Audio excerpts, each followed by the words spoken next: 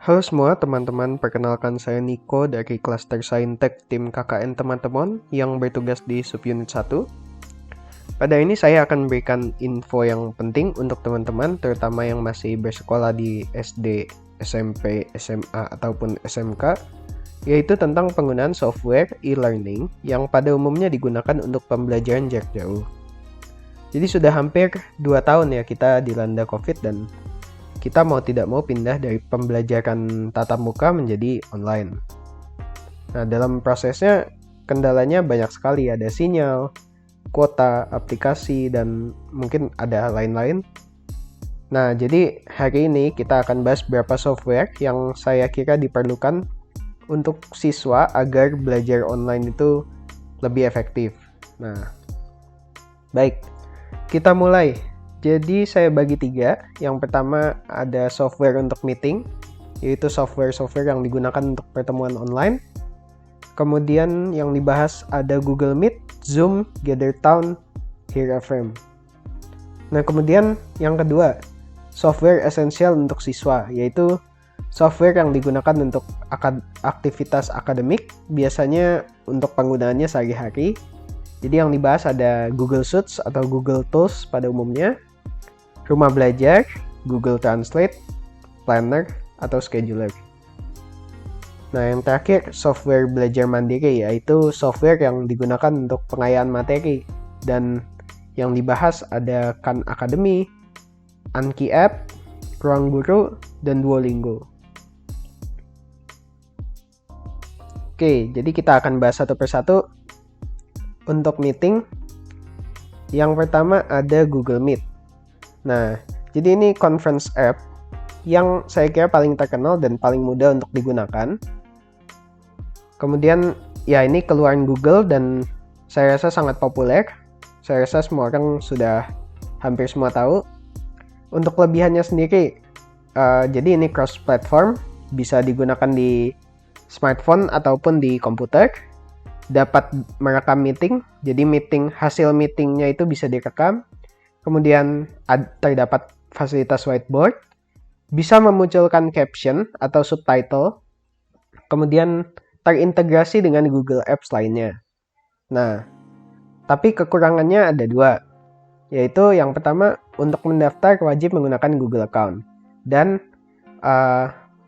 partisipan yang bisa masuk ke dalam room dalam satu kali meet itu ada 100 orang.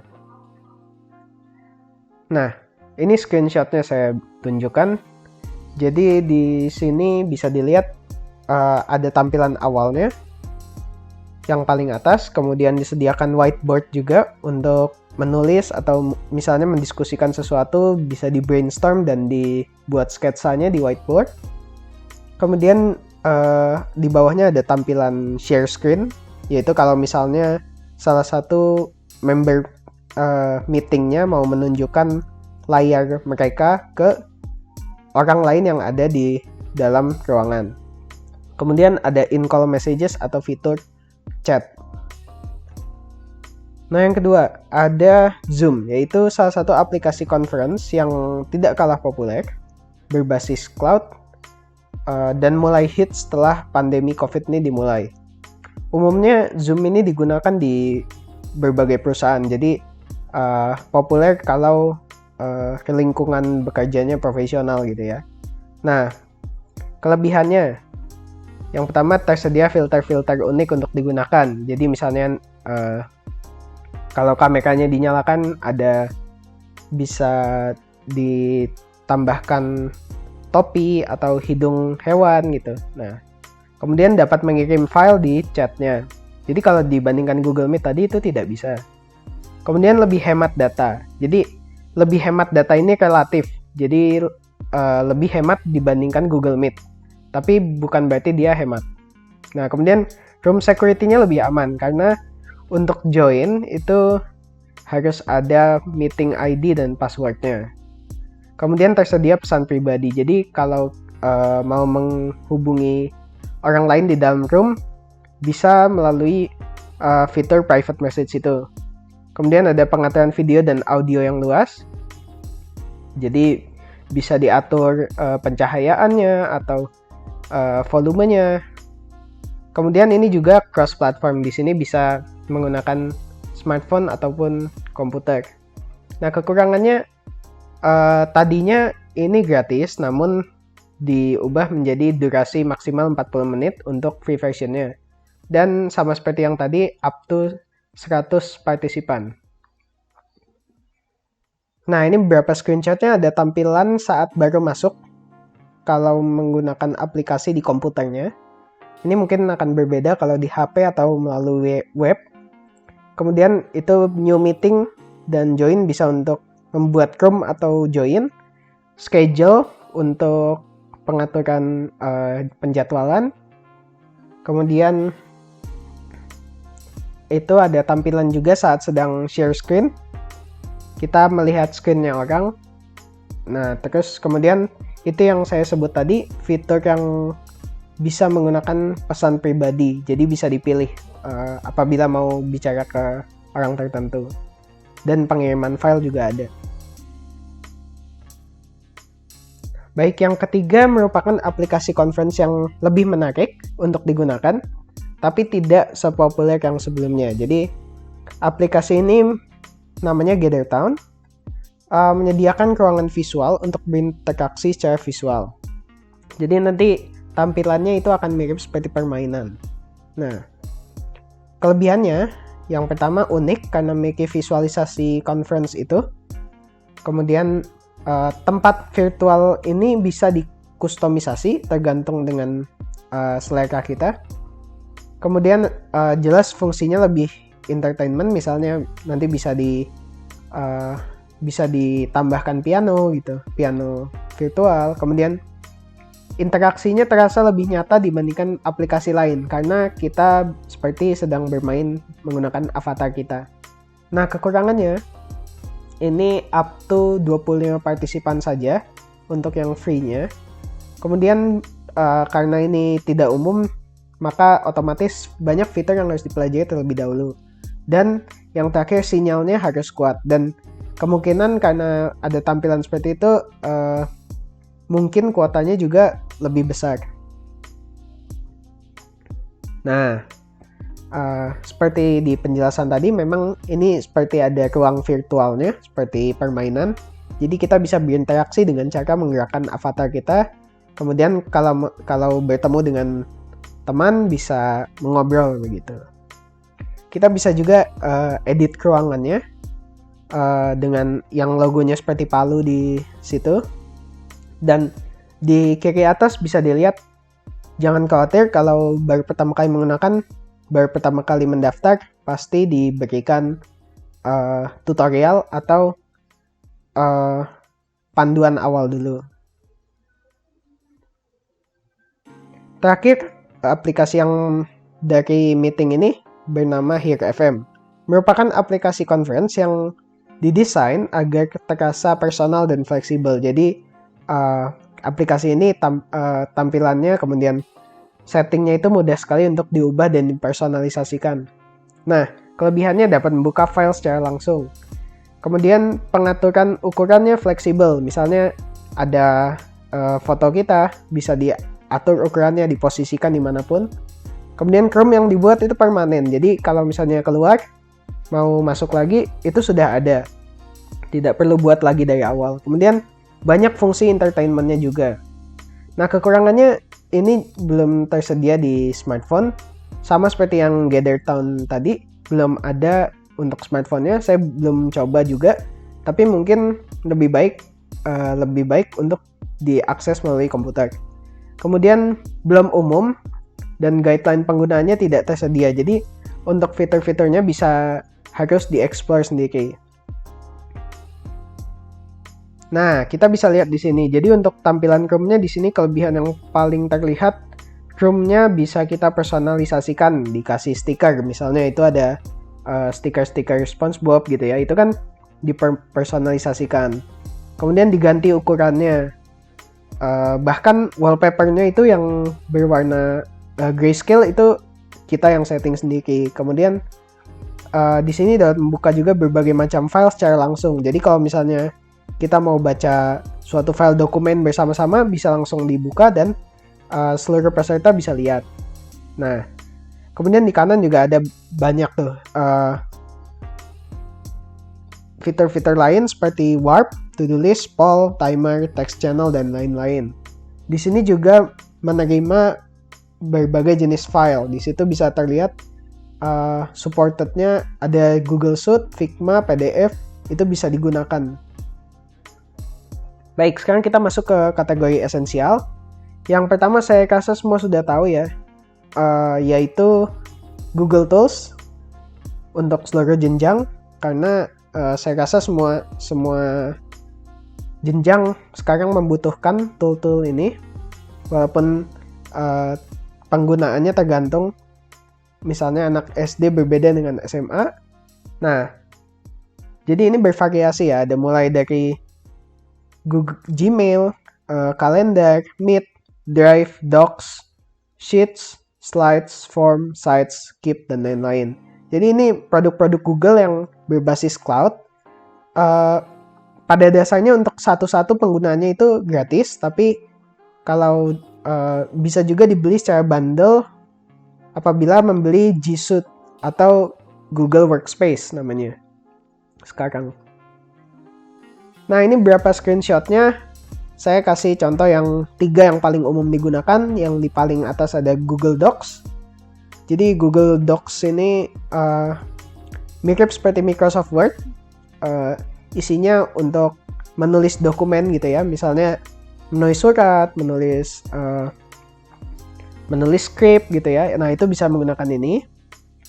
Kemudian di kiri ada Google Sheet atau Excel.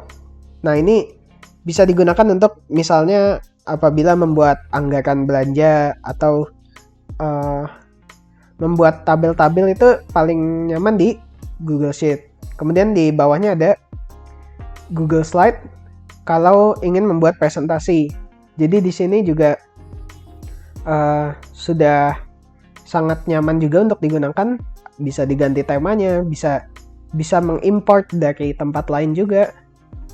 Jadi sudah tinggal merangkai saja, sudah sangat mudah. Baik, berikutnya ada rumah belajar. Ini juga untuk seluruh jenjang. Jadi website ini merupakan portal gratis yang disediakan oleh pemerintah sebagai inovasi pembelajaran di era Industri 4.0, dan jadi ini digunakan untuk pembelajaran online gitu. Nah, website ini bisa dimanfaatkan oleh semuanya, termasuk guru-guru, untuk mengakses berbagai sumber belajar. Jadi ini seperti di dalamnya tuh ada lab virtual, learning management system, bank soal, buku sekolah elektronik, dan lain-lain.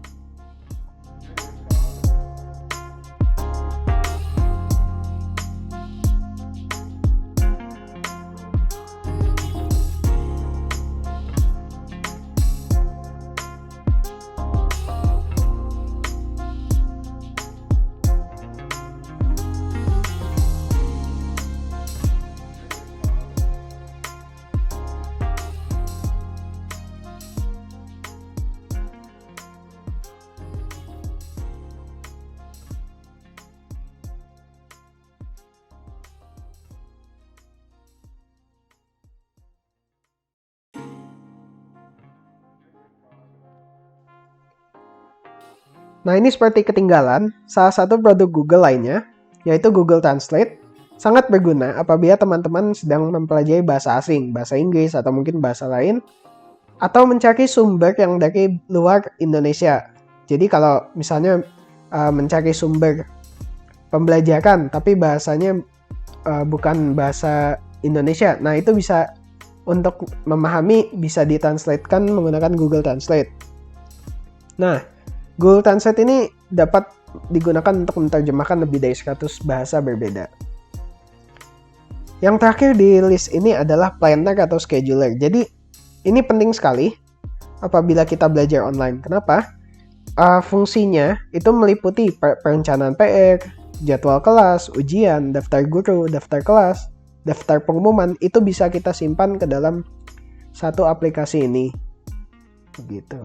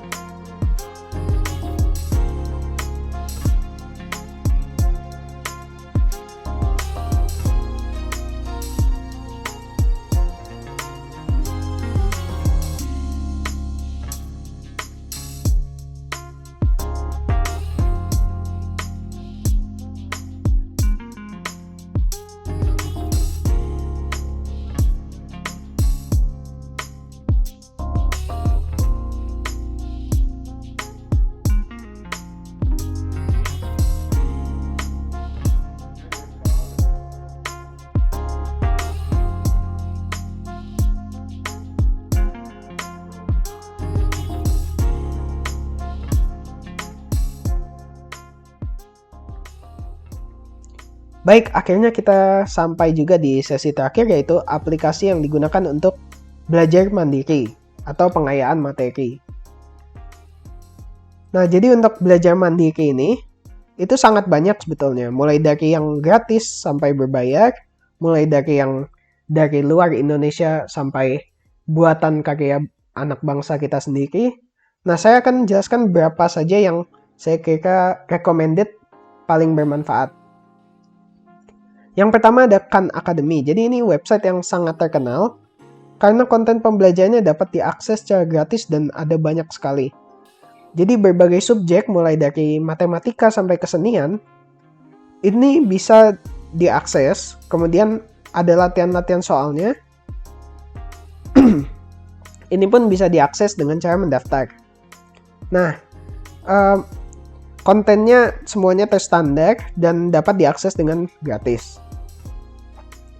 Bisa diakses melalui websitenya atau di-download aplikasinya untuk Android maupun iOS.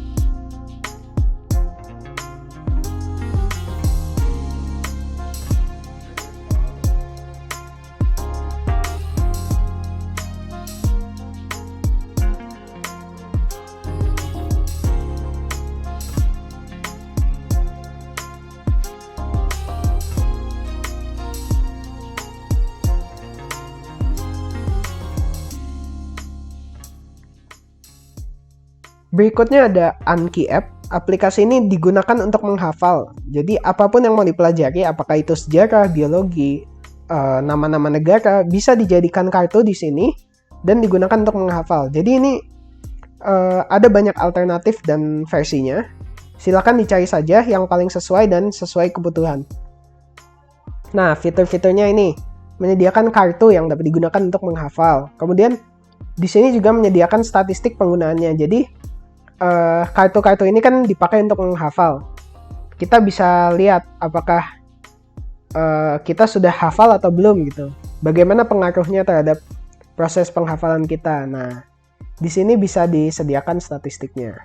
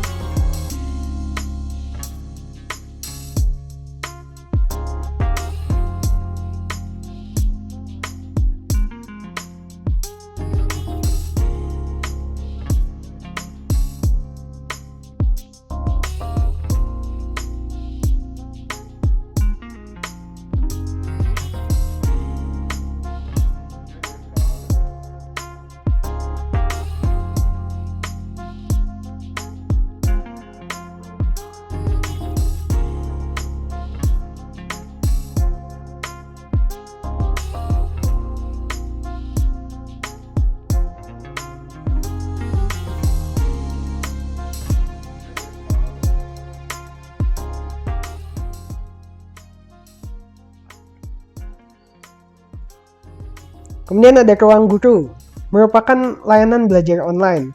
Mungkin bahasa terkenalnya bimbel online gitu ya. Nah, jadi ini banyak sekali produk-produknya.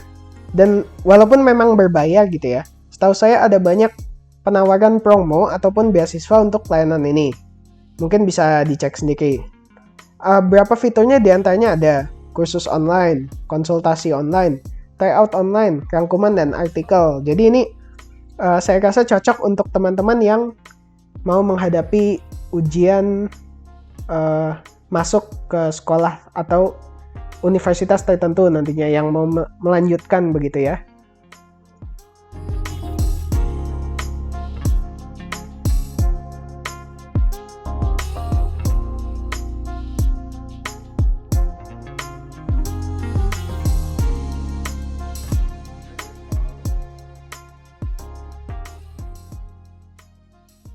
Yang terakhir ada Duolingo. Aplikasi ini intinya adalah aplikasi yang membantu belajar bahasa. Jadi ini gratis untuk digunakan, dirancang agar pembelajaran bisa dipersonalisasikan. Jadi mau belajar dengan kecepatan segimana itu bisa kita atur. Kemudian umumnya gratis dan digunakan oleh siapa saja. Nah, semua fiturnya gratis, course bahasanya juga banyak. Dan ada sertifikasinya juga. Kemudian di sana juga disediakan kamus.